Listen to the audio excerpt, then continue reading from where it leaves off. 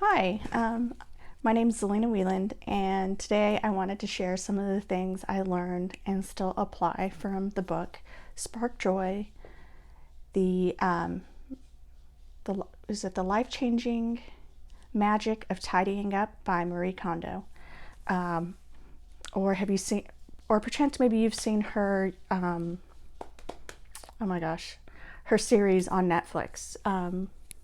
She did a really cute kind of hoarders type of documentary type series where she met with real people and helped them solve their cluttering issues, or help them declutter and tidy up, and really kind of amazing transformations.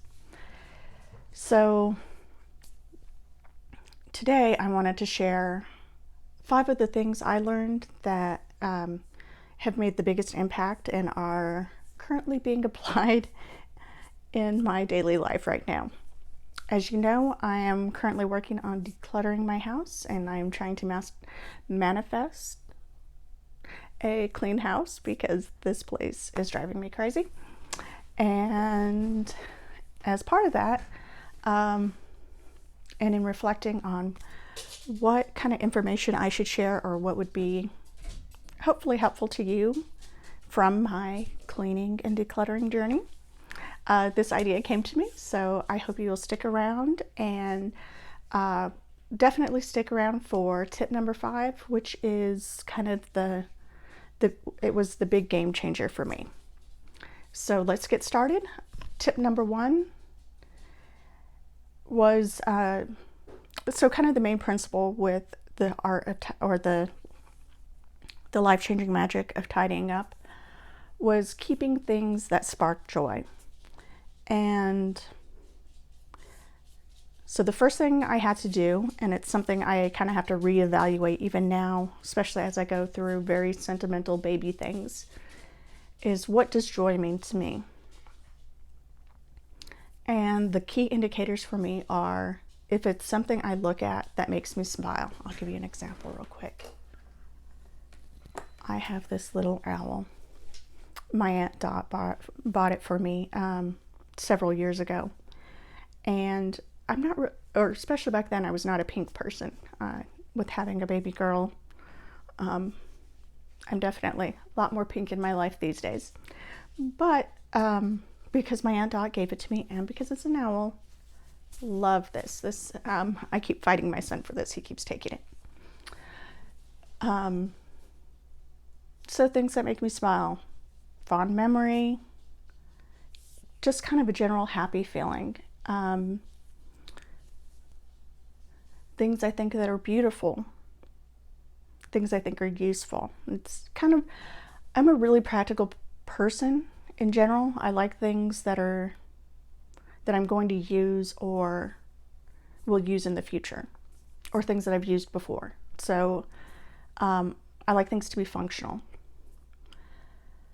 And on the flip side, I also had to define what negative feelings I want to eliminate from my life. Things that I don't want to keep around. So the key negative feelings are anger, frustration, regret, resentment. So I'll just use this as kind of a fictional example. So these are my little pink earbuds, and I might be resentful to these earbuds because they don't stay well in my ear as well as my white ones. They fall out easier, and this is my second set because in my first set, one of the earbuds decided to jump off and into the toilet. So I kind of feel a little bit of resentment when I look at this case. So in the future, I probably wouldn't buy it one more time. And I've lost an earbud, so this thing's probably going to get tossed pretty soon. But again, it's looking at things like that. Or is it something that... So I had this one sweater that my daughter took a liking to. My daughter Victoria, who's in her 20s. And so I would constantly go take that sweater back And at one point it made me so mad, and I was just seeing red over a sweater. And I decided at that moment, because I was so mad, and I was like, I don't want to feel this way, I gave her the sweater. So whatever happens to the sweater, not my problem. She could do whatever, but it's no longer mine to get angry over. So that's kind of where I start. So as I've been going through stuff, there's some stuff where, like I was going through it, I found a bunch of Christmas cards from old coworkers. I have no idea who these people are. I feel really bad about that, and I'm really sorry, but no idea who these people are. So those could go. Why am I keeping those? I did find some from coworkers I remember quite fondly and that I was close to. Still kept those. Also, some of those were really nice cards. And again, there's a lot of things that I was holding on to just because I didn't want to look at them and have to make that decision and keep or throw away. So, tip number 1, define what joy means to you. What is your criteria for things that make you happy? Okay, on to tip number 2. What to do with items that don't spark joy. So, I was going to use the example of a drill, which for me, not so much of a big thing. It's kind of more of a practical thing. You know, we would never throw out the drill because the drill's useful. But for my husband, the drill would spark joy or not. Where it was easy to use, it'd been reliable, it was making him happy. We just replaced the drill. Long story, won't go into it, but either way, I got a new drill for Christmas.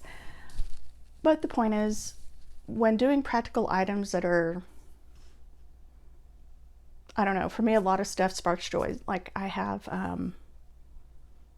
like ladles that, I love each one of my ladles. I can remember approximate time frame when we got it. They make me happy.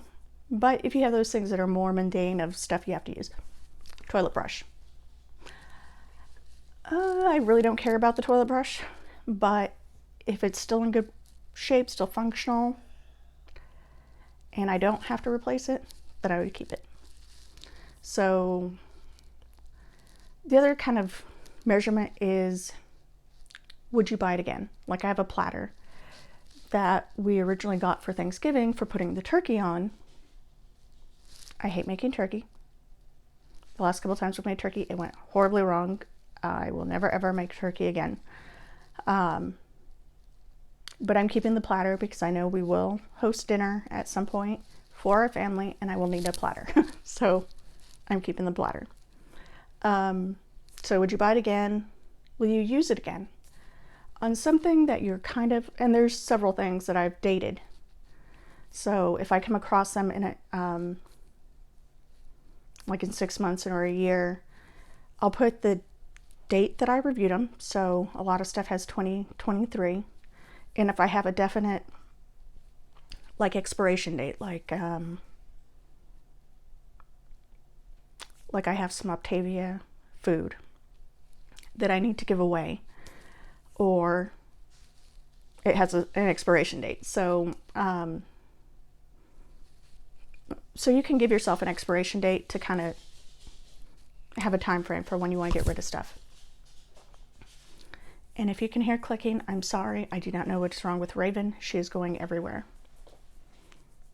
She's run up and down the stairs. She's been glad out. Her clicking's kind of distracting me. So sorry about that. Tip number 3. And this is one of the ones that was kind of a really hard one for me when we did this with our kitchen a couple years ago, was gathering all similar items together. So you want to, so one example I'll use is like, say, towels. So you want to get towels, like in my house we have 3 bathrooms and then we have kitchen towels. So it's like you'd want to get all the towels together and evaluate. You know, okay, these are our towels. What are we keeping? What are we getting rid of?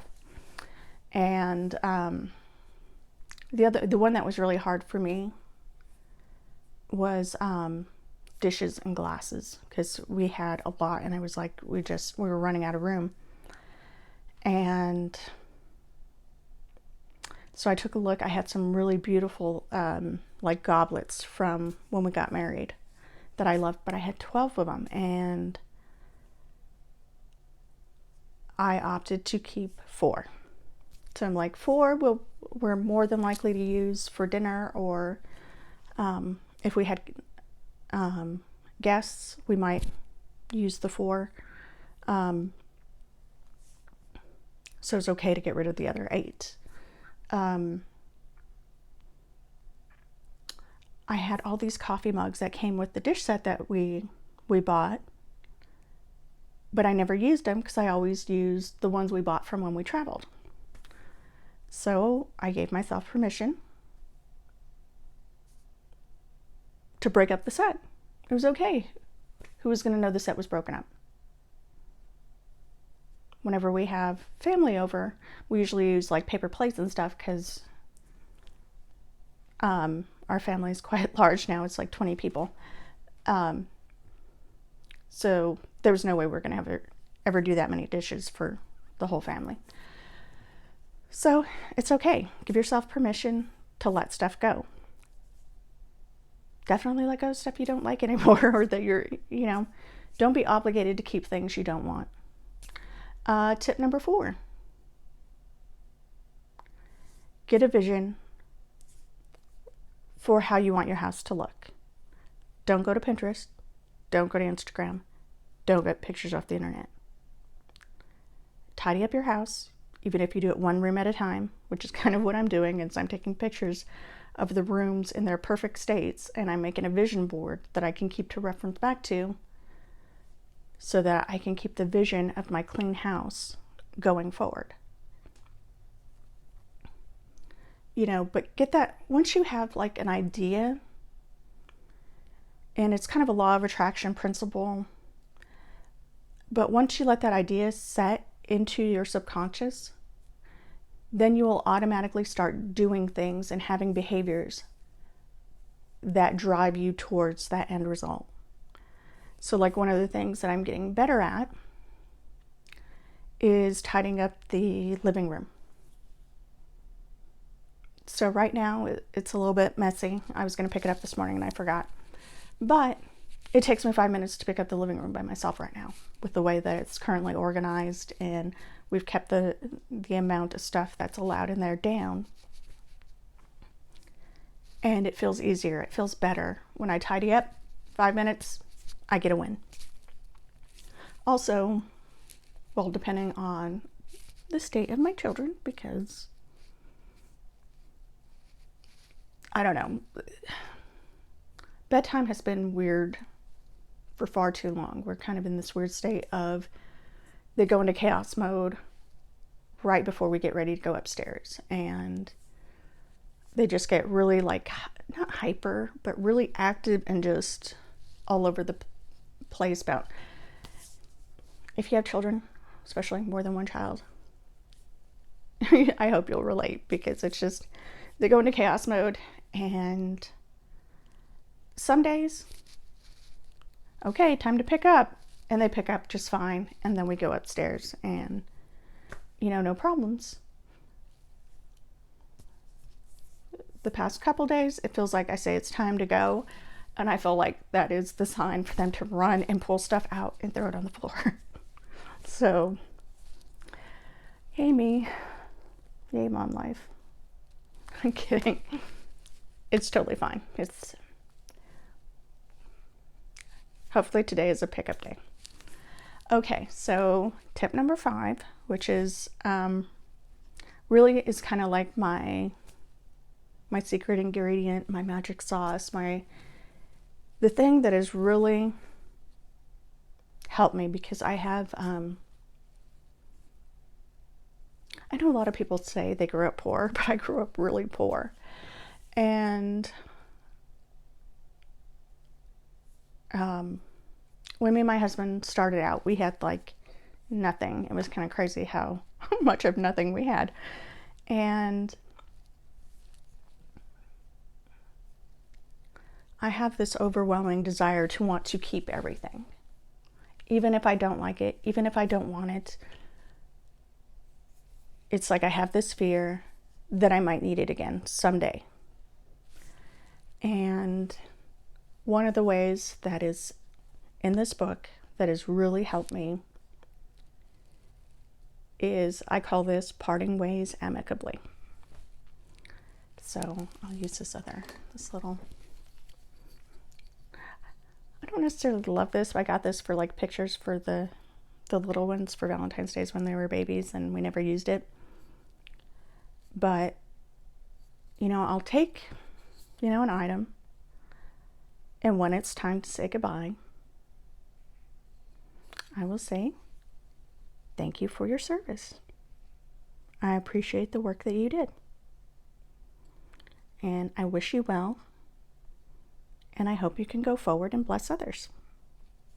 So that is especially more fitting for things that are like going to Goodwill, or I'm giving to a family member, or we have like a free cycle group in my local area where you post things on Facebook and say, hey, does anybody want this? And people will say, yeah, I do. And you give it away. And I've done that with some of the baby stuff, especially some things that I was more emotionally attached to that I tried to sell that didn't sell. Then I would post there and just kind of resolve that it's going to a good home, that there is somebody who needs this and is going to use it. And then for things that are broken or going into recycle or just trash, I thank them and I bless them in their future form, whatever that is. And in doing so, in some ways I feel like I cut the bond, but it's like I also release that part in myself that has that need to control and to keep things, and is afraid that, I'll never have anything again. And because it's not that. It's, being surrounded by all this stuff is kind of a reminder of how much abundance I'm surrounded by. That I had the ability to buy all these things, or that people loved me enough to give me these things. And what's better than that? What's better than, loving people and being loved? So that's all I've got for today. Thank you for staying till the end. I know I ran a little bit long, and, I appreciate you for staying till the end. And, if you found this helpful, please leave me a comment. I want to hear what I'm doing right. And you don't have to tell me if I'm doing stuff really bad, because believe me, I'm criticizing myself when I'm editing and rewatching these, trying to figure out and learn how to be better, how to show up better and add value, and hopefully make, brighten your day. So thank you for brightening mine, because anytime I see a view on these, it just totally makes my day, makes me so happy. And so I hope you'll like the video, share, leave a comment, and I hope you'll come back tomorrow for my next video. Bye.